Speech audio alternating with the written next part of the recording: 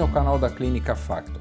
Hoje nós vamos entrevistar o professor Dr. Ricardo Correia Barbutti. Todos o conhecem já como médico que dá várias entrevistas em vários programas de televisão. Ele é speaker de vários laboratórios internacionais, uma pessoa super reconhecida no Brasil e mundialmente. Ele é médico assistente do Hospital das Clínicas e da Faculdade de Medicina da Universidade de São Paulo.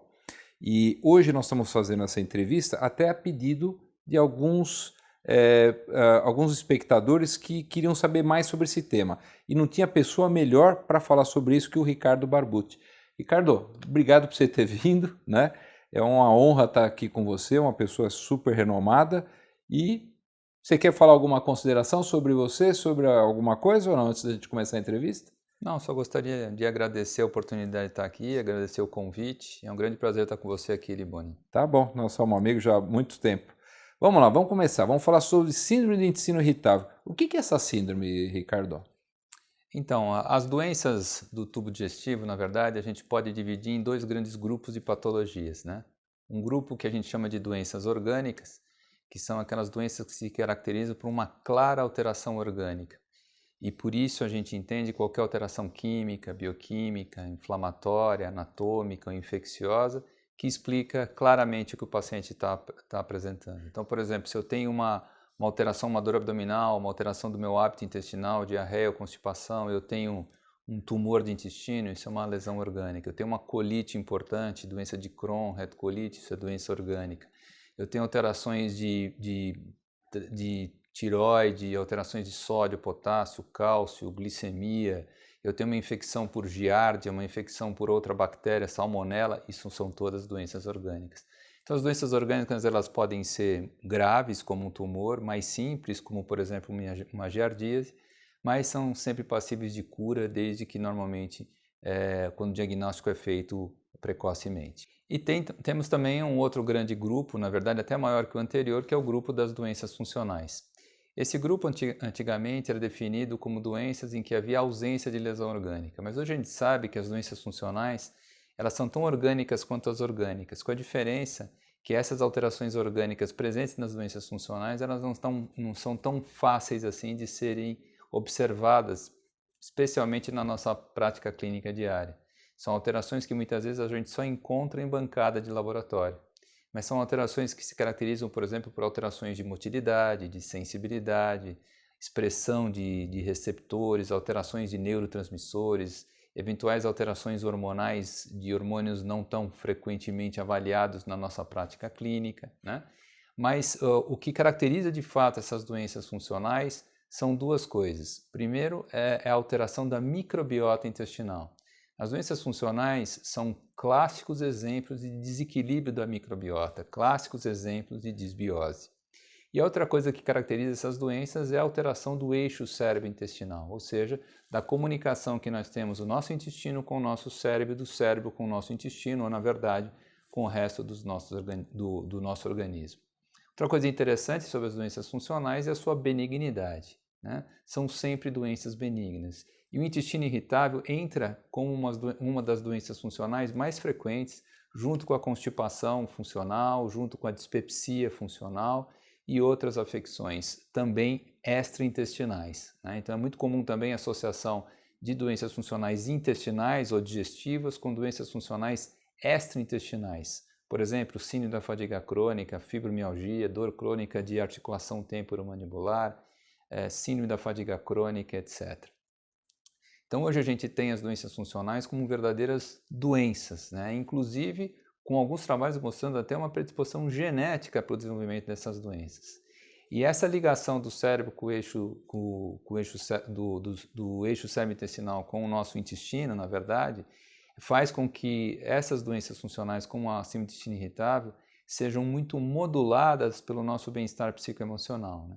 Então são doenças que têm os seus sintomas muito exacerbados em períodos de estresse físico, em períodos de ansiedade, em períodos de qualquer estresse, na verdade, também pode ser físico, qualquer um desses pode exacerbar esses sintomas. Mas são sempre doenças benignas e sempre doenças que tendem à cronicidade. Ricardo, você já falou uma das causas, que é a alteração da microbiota, né? Agora, tem outras causas que podem desencadear fora esses fatores emocionais? Então, os fatores emocionais eles não causam, eles modulam essa doença. Eles né? acrescentam. Isso. Agora, assim, na verdade, as doenças funcionais elas são multifatoriais. E pega o tubo digestivo inteiro.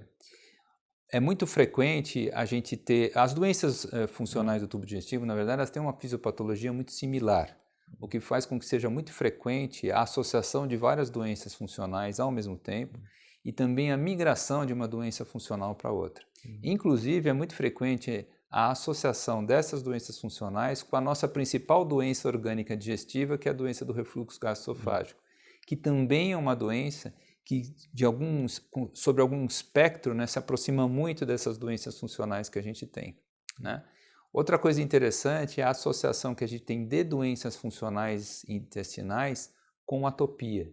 Então, se a gente pegar indivíduos atópicos, por exemplo, asmáticos, a gente vai ver que eles têm muito mais intestino irritável do que os não asmáticos. E o contrário também é verdade. Se você pegar indivíduos com intestino irritável, eles vão ter muito mais atopia, muito mais asma, urticária, dermatite atópica, do que outros grupos de pacientes que não têm doenças funcionais. Agora me dá uma dica, então, por exemplo, como é que um médico, conversando com um paciente, ele percebe que isso é uma síndrome de intestino irritável, né? Porque vai dar isso mais talvez em jovens, é uma das causas, né? Seria uma das coisas a se pensar. E quais os exames que eu pediria ou não para fazer o diagnóstico descartando algo orgânico ou algo funcional? Então, as doenças funcionais elas têm o seu diagnóstico como qualquer outra doença, baseado primeiro na história clínica do meu paciente, né? Segundo, no exame físico e terceiro, em eventuais exames subsidiários que a gente vai pedir para confirmar a nossa hipótese. Algumas doenças funcionais são doenças de exclusão. O que isso significa? Que eu tenho que excluir todas as doenças orgânicas para dar o diagnóstico da doença funcional. Um exemplo clássico disso é a dispepsia funcional ou a gastrite nervosa, em que eu preciso endoscopia normal, eu preciso exame de sangue normal, eu preciso parasitológico de fezes normal, para dar eu preciso inclusive que o paciente não tenha Helicobacter pylori, né, para dar o diagnóstico de dispepsia funcional. Já a síndrome de intestino irritável é uma doença hoje mais de inclusão. Se o meu paciente tiver dor abdominal, que se iniciou há mais de 6 meses, está presente e ativo nos últimos 3, ocorre pelo menos uma vez por semana e é acompanhado de pelo menos 2 dos 3 seguintes fatores, que é a alteração da dor com o ato evacuatório, o indivíduo piora ou melhora da dor quando evacua, alteração da frequência evacuatória para mais ou para menos e alteração da consistência fecal para mais ou para menos, o paciente tem síndrome de intestino irritável a princípio, desde que ele não tenha nenhum sinal ou sintoma de alarme associado. O que são os sinais ou sintomas de alarme? São sintomas ou sinais de eventuais doenças orgânicas, né? E que, nesse caso, que deveriam ser afastadas. Se o meu paciente não tivesse nenhum sinal ou sintoma de alarme e ele for incluído nessa definição, o valor preditivo positivo para o diagnóstico de síndrome de intestino irritável baseado simplesmente em sintomas é bastante alto, acima de 90%. É óbvio que alguns exames mínimos eles têm que ser pedidos para que a gente possa dar esse diagnóstico com uma certeza maior. Né? Então, primeiro, a ausência de sinais e sintomas de alarme. O paciente não deve emagrecer. Sangue nas fezes. Não deve ter sangue nas fezes, não deve ter anemia. Esse paciente não deve ter icterícia. Esse paciente normalmente tem sintomas durante o dia que não acordam o paciente à noite. Esse indivíduo não pode ter história de parente de primeiro grau com neoplasia do tubo digestivo ou história de doença inflamatória intestinal em parente de primeiro grau. Né? E o paciente tem que ter um exame físico normal. Ele não pode ter nenhuma massa palpável, ele não pode ter nenhuma alteração no exame físico que sugira alguma doença orgânica. Tendo isso, você fazendo um hemograma, tendo um parasitológico de fezes, no caso do síndrome de intestino irritável com predomínio de diarreia, uma calprotectina, né? Exames básicos de função hepática, talvez função tiroidiana, né? São exames básicos que podem nos indicar que alguma doença orgânica pode estar presente. Especificamente na sua versão diarreica, que a síndrome de intestino irritável ela pode ser dividida, na verdade, em 4 grupos. Né? Síndrome de intestino irritável com predomínio de diarreia, né? Quando você tem mais de 25% das evacuações fezes diarreicas e menos de 25% das suas evacuações fezes de aspecto mais endurecido ou constipado. Ao contrário, você teria síndrome do intestino irritável com predomínio de constipação. Se você tiver mais de 25% das fezes diarreicas e mais de 25% das fezes endurecidas, você tem o que a gente chama de síndrome do intestino irritável mista. E quando não há qualquer padrão evacuatório, a gente fala em síndrome do intestino irritável indeterminada, né? Então, dependendo do tipo de apresentação clínica, você pode pensar em outras doenças orgânicas que poderiam mimetizar essa situação. Então, por exemplo, no caso de síndrome do intestino irritável com predomínio de diarreia, eu vou ter cuidado de afastar a doença celíaca em locais em que há alta prevalência dessa afecção. Eu vou pensar mais em cima de supercrescimento bacteriano de intestino delgado, supercrescimento fúngico de intestino delgado. Eu vou pensar eventualmente mais delicadamente em afastar doenças inflamatórias intestinais, né? E assim por diante. Eu acho importante o que você está falando, porque muitas vezes o que a gente vê, alguns médicos determinando com o paciente, não, eu acho que pela tua história clínica eu não vejo necessidade de pedir exame. Eu acho que é por exclusão, é o que você está falando. Eu me sentiria mais confortável, ainda mais que hoje tem muita medicina por evidências. E às vezes pode acontecer numa situação fora do que a gente está acostumado, aparecer um tumor ou aparecer alguma outra coisa, e eu acho que eu não sei se a gente ficaria mais confortável ou não, de repente fazer uma colonoscopia nesse paciente, que é um exame invasivo, é um exame que tem suas complicações, quando bem indicado, ok. Então, eu não sei se eu me sinto à vontade só de fazer esse tipo, né? Que eu penso mais como cirurgião, né? Se você tiver segurança no teu exame físico, se você tiver segurança na anamnese que você colheu, e se você valorizar a presença de sinais ou sintomas de alarme, é óbvio que aí dentro dos sinais e sintomas de alarme, uma coisa que a gente esqueceu é a idade do paciente, né? Se o indivíduo tiver menos do que 40 anos de idade, por exemplo. Isso é né? uma coisa importante. Então você fica mais seguro e não ter necessidade de solicitar exames invasivos, pelo menos na primeira visita ou na segunda. É óbvio que se o paciente desenvolve um quadro que você trata, o paciente não melhora, ou durante a evolução você nota alguma alteração que pode ser atribuída a uma doença orgânica, Aí recorre ao exame. aí a gente vai recorrer ao exame. Perfeito. Tá? Ricardo, assim, ela dura para sempre? Você já falou que acontece mais em pacientes jovens, né? Ela dura para sempre? Existe um período de remissão? Do ponto de vista epidemiológico, a síndrome do intestino irritável hoje é uma doença que atinge aí quase 10% da população do planeta. Mais homem, mais mulher? Muito mais em mulheres, como qualquer doença funcional. A única exceção é a diarreia funcional, que em alguns trials mostram predominância masculina. Normalmente mulheres jovens, normalmente mulheres que têm maior tendência de serem atópicas, então, que tem história familiar de doença funcional na família. Então, é bastante comum mulheres com intestino irritável terem mães com intestino irritável ou irmãs com intestino irritável. Os trabalhos americanos falam com história de até 30% de abuso durante a infância, seja abuso sexual ou psicológico, né? Traumas importantes dentro da família, então história de adição, por exemplo, dentro da família, viver em regiões onde existe muita insegurança, violência, né? Violência, falando especificamente em guerra e não guerra, como a gente vive praticamente uma guerra civil na periferia, por exemplo, das grandes cidades do nosso país. Todos esses são fatores de risco para você desenvolver intestino irritável. E ainda tem um fator de risco um pouco diferencial, que é a história de infecção grave prévia. Existe um grupo de pacientes com intestino irritável que tem síndrome de intestino irritável pós-infecciosa, né? A diarreia, por exemplo, alguma coisa. Normalmente o paciente vai ter um quadro infeccioso intestinal, né? Uma gastroenterocolite aguda, né? É muito comum isso acontecer após infecções por Shigella, por Salmonella, E. coli enteroinvasora, Clostridium, Campylobacter, né? Então, mesmo Yersinia. Essas pacientes, quando têm essas crises mais graves e durante esse período, né, durante a incidência dessa infecção, estão passando por algum estado de muito estresse emocional durante essa infecção, é possível desenvolver síndrome irritável pós-infecciosa. Na verdade, hoje se tem essa síndrome irritável pós-infecciosa até com um certo caráter de autoimunidade, porque existem alguns trabalhos da Califórnia que mostram que Essas bactérias que levam a diarreia aguda, né, e grave, elas têm uma coisa em comum, que é a presença de uma toxina que elas produzem.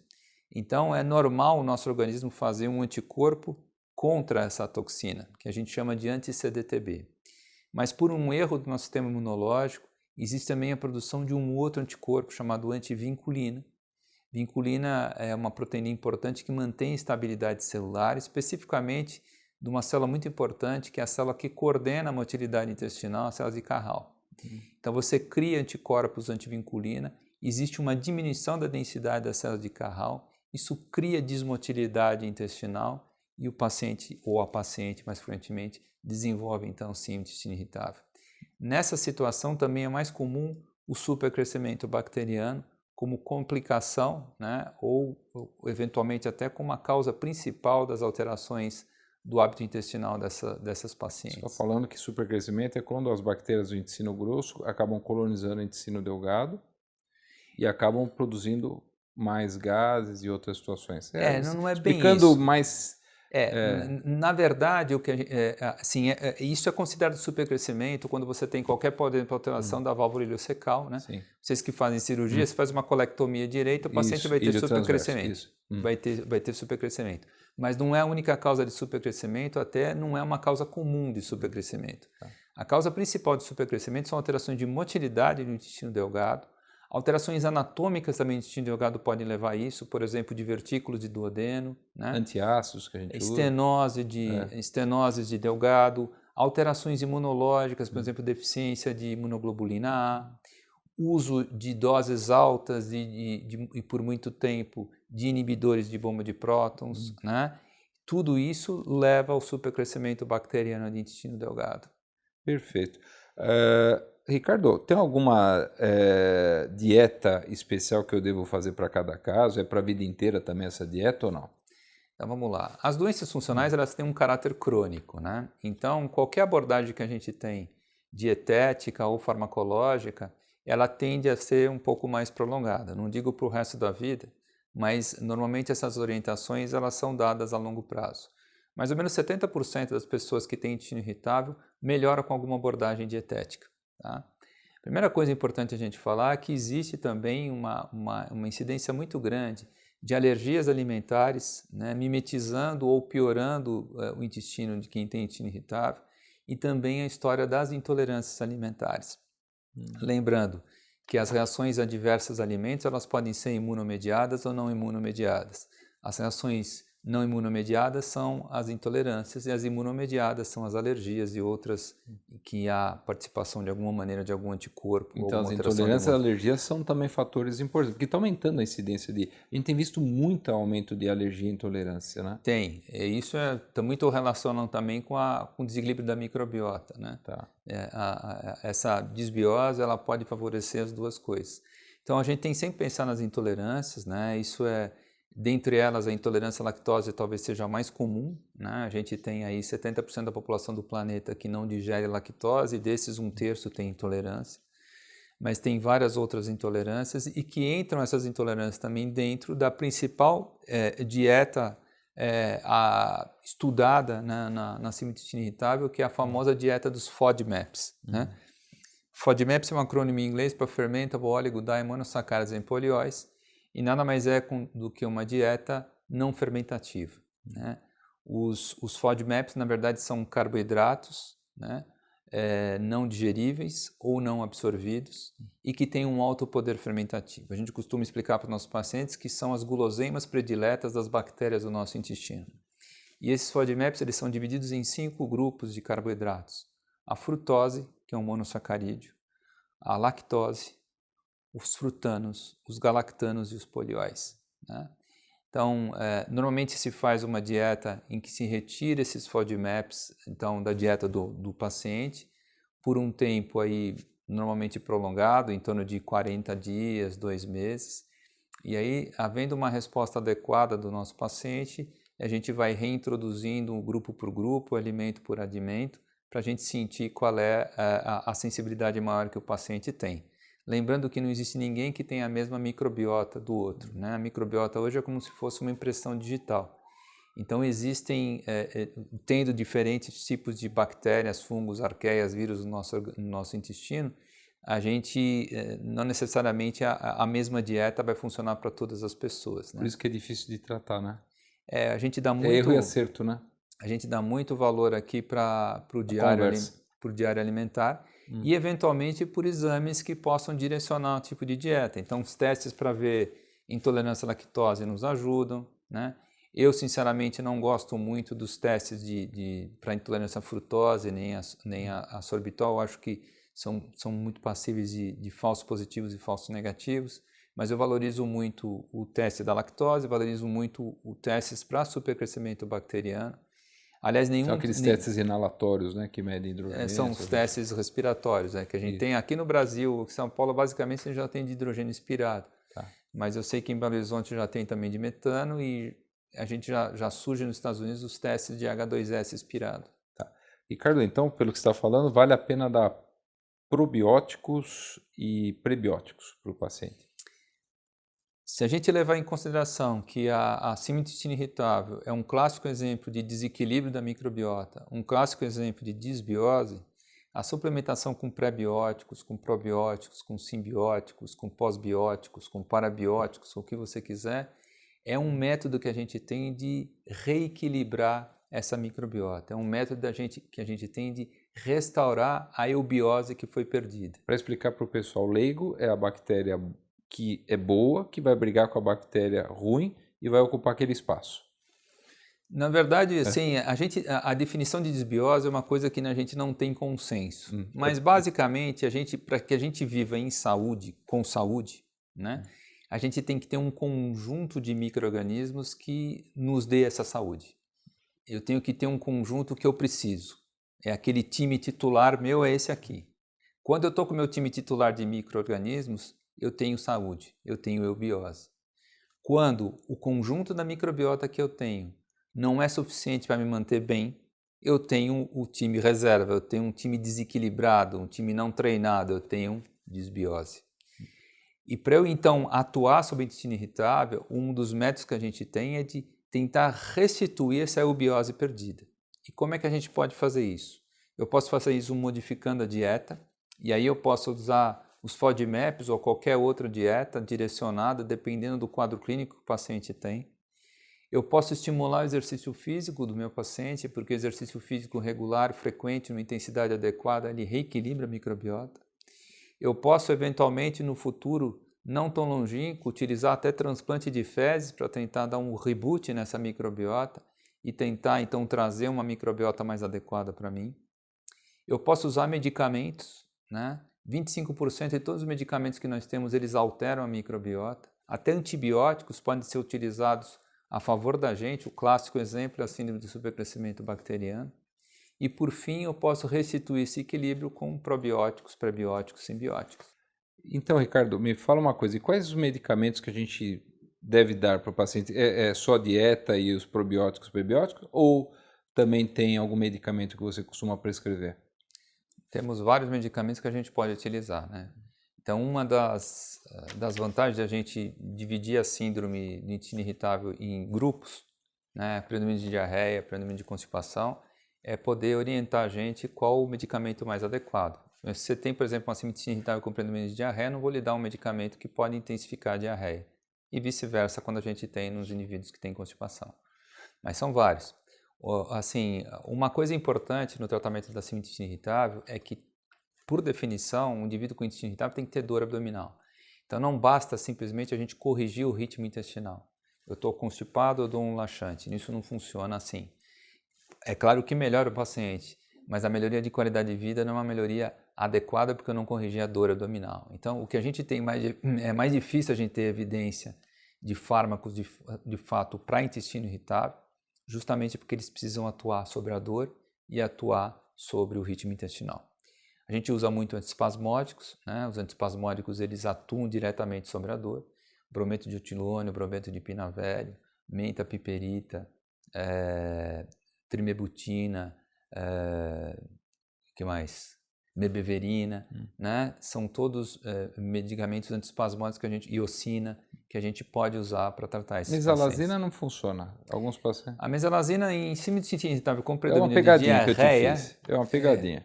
não tem sentido porque existe inflamação no intestino irritável. Só que é diferente da inflamação que a gente tem na doença inflamatória intestinal. Quando a gente tem desequilíbrio da microbiota, acontece várias coisas, mas o que acontece de mais clássico é um aumento da permeabilidade intestinal. Então, quando ocorre aumento da permeabilidade intestinal, as bactérias, produtos bacterianos e eventualmente até antígenos alimentares, eles passam para as camadas mais profundas do intestino. Isso atrai células inflamatórias, principalmente mastócitos, que degranulam, produzem citocinas, atraem linfócitos, atraem macrófagos. Então você acaba provocando, acaba existindo de fato uma inflamação intestinal. Existem alguns trabalhos que avaliam, por exemplo, calprotectina e mostram que na síndrome intestinal irritável a calprotectina é sempre abaixo de 50, é óbvio. Mas a calprotectina na síndrome intestinal irritável ela costuma ser superior àquela calprotectina de indivíduos totalmente saudáveis, mostrando que existe de fato certo grau de inflamação nesses pacientes, o que faz com que possa ser uma opção o uso de mesalazina em pacientes que têm síndrome intestinal irritável com predomínio de diarreia. Perfeito. Né? Você falou a gente falou de fisiopatologias, voltando um pouquinho, mas, por exemplo, uma absorção de sais biliares é uma coisa que pode acontecer em até 30% dos indivíduos com intestino irritável. Então, por exemplo, colistinamina é uma coisa que a gente pode usar com predomínio de diarreia.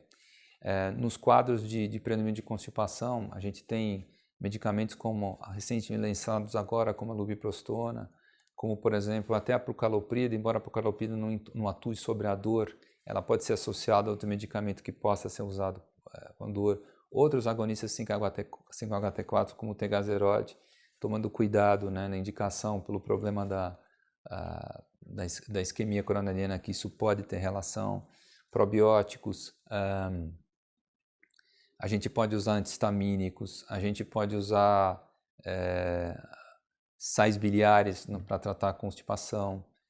Existe um leque muito grande. Leque muito grande de medicamentos que podem ser utilizados para tratar esses Agora, pacientes. Ricardo, quando eu mando o doente para você, inclusive eu já te mandei um hoje sobre isso, que ele vai te procurar. Ele passa só com um gastroclínico, passa com nutricionista, passa com psicólogo. Tem que ser um tratamento multidisciplinar ou você segura isso no dente? Depende da gravidade da síndrome. Né? Nos quadros mais leves, eu dou um jeito, né? Mas às vezes a gente precisa sim do suporte, principalmente se você institui uma dieta tão restritiva como os FODMAP, se você não consegue reintroduzir os alimentos em quantidade adequada, é muito importante que a gente tenha um nutricionista que nos dê suporte com relação à desnutrição especificamente, né? Mesma coisa com relação ao psicólogo ou psiquiatra. A gente tinha a falsa ideia de que esses pacientes eram pacientes graves do ponto de vista psiquiátrico. De fato, 30% dos indivíduos que têm síndrome de intestino irritável têm doenças mais importantes do ponto de vista de depressão, ansiedade ou somatização. Mas os outros 70% eles têm distúrbios leves, que normalmente não necessitam de um especialista. Mas é sempre bom, por exemplo, a terapia cognitiva, né? Pode nos ajudar bastante. Relaxamento transcendental, acupuntura. E até hipnose, né? Vários trabalhos muito interessantes com hipnose voltada para intestino irritável, não no Brasil, mas fora, porque aqui eu não conheço nenhum hipnoterapeuta aqui que seja especializado em intestino irritável, mas isso pode trazer benefício e traz benefício em vários protocolos que a gente tem lido. Que interessante, é uma doença que ela é cheia de pegadinhas, né? E dentro dessas pegadinhas, Ricardo, para finalizar, porque eu acho que você abordou praticamente tudo, essa de hipnose eu não sabia, achei interessantíssima, boa.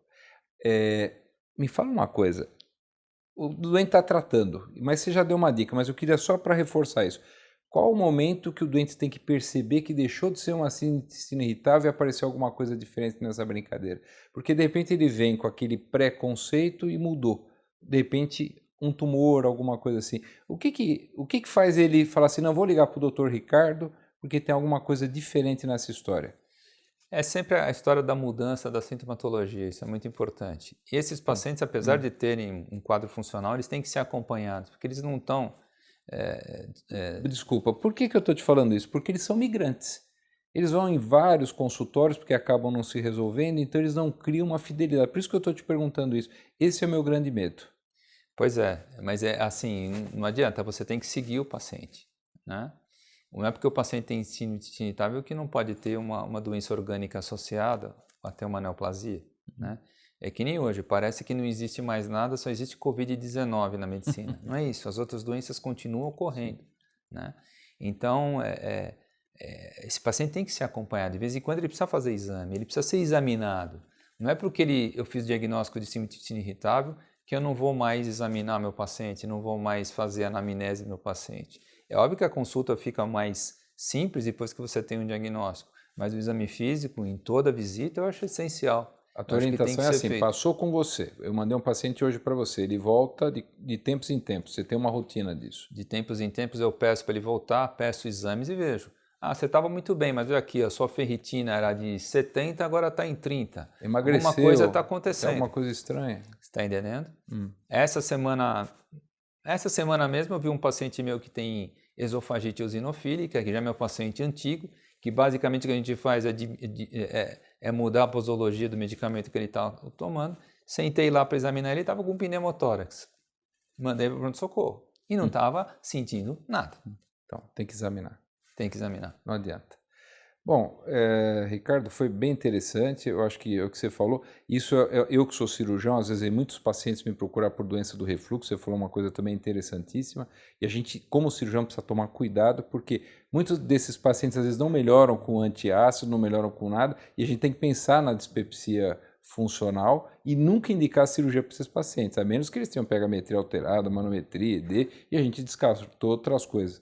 Eu acho que foi bem interessante isso, é um sistema aqui que a gente está aqui de informação, esse canal nosso é informativo para pacientes, para médicos e tudo mais. E eu queria te agradecer esse monte de informações super valiosas, né? Tem muita coisa técnica, mas aí quem quiser aí tem que destrinchar, né? Se for o caso a gente conversa com mais calma lá para frente, mas obrigado pela tua presença e por todo esse conhecimento que você tem, tá bom? Professor, não precisa falar nada. Muito obrigado, foi um prazer estar com vocês aqui. Um grande abraço a todos.